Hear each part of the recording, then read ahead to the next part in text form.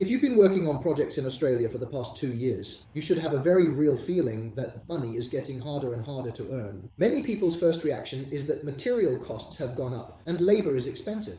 But I can tell you something even more realistic. What really makes a project expensive isn't just the rising costs, but that things have started to spiral out of control.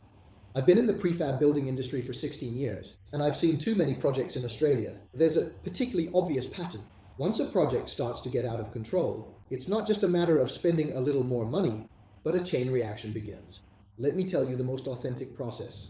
The budget was well calculated from the start, but if three things happen, the schedule is delayed, labor costs rise, and on-site rework begins, you will see a change. Money doesn't just gradually decrease, it starts to disappear at an accelerated pace.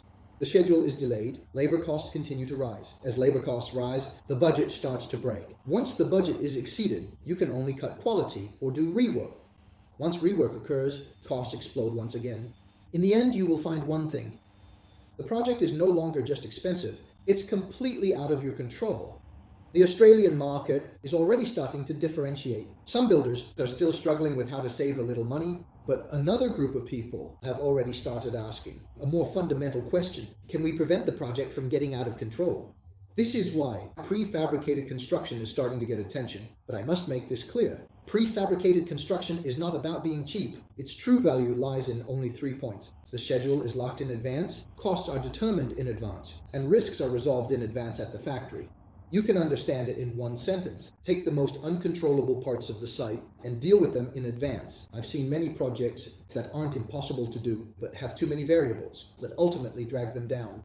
If you're currently a builder in Australia or have a project on hand, type project in the comments section. Let me take a look for you. Where is your most likely problem right now? Next, I'll talk about a real case. How a project that could have earned $2 million had its profits eaten up, step by step. I'm Leo from Prefab Construction. See you next time. Bye-bye.